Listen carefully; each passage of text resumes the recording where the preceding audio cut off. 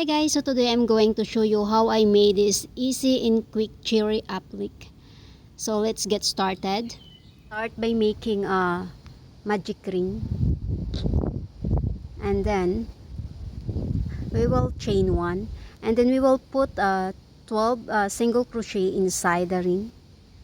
So I'm done in my 12 single crochet. So we will pull the tail to close that ring. Okay, and then we will make a slip stitch at the very first stitch. Then we will make a single crochet to pick up the height, and then we will start to increase our stitch till the 8th row.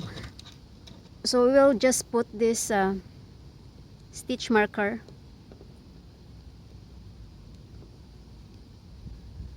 The next stitch we will make a single crochet, and then 2 single crochet in the next stitch to start our increase.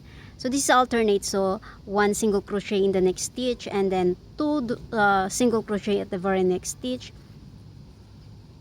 and then again 1 single crochet, and then 2 single crochet,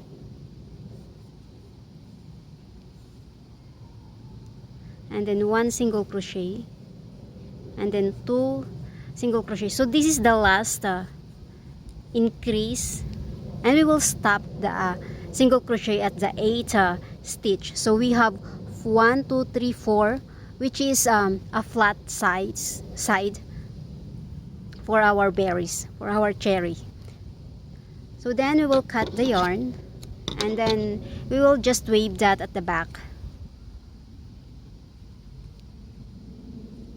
So that's how we made our cherries. And then after this we will make a chain enough, long enough to hold the berries. So I think this is long enough, so we will just cut the black yarn and then fasten off. So now our cherry is complete. We will just need to attach all of this. So now I am attaching the stem. So for the leaves, I have a previous video tutorial, so you can check on that for reference.